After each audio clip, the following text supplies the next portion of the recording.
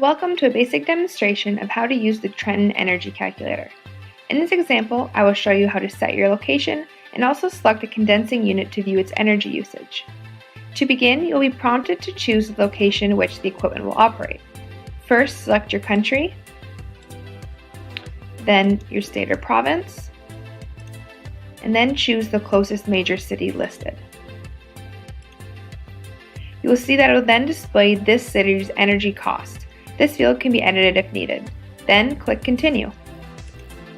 To add your first condensing unit, click Add a condensing unit shown here in the upper left corner. Select a model type, an application,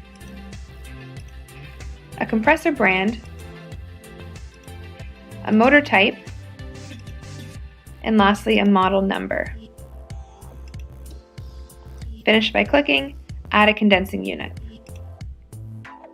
With the information selected, our calculator will show you that condensing unit's estimated energy usage and operating cost based on the location you chose.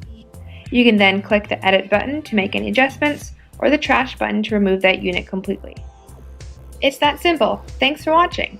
In our next video, I'll demonstrate how to add a second condensing unit and compare their energy usage.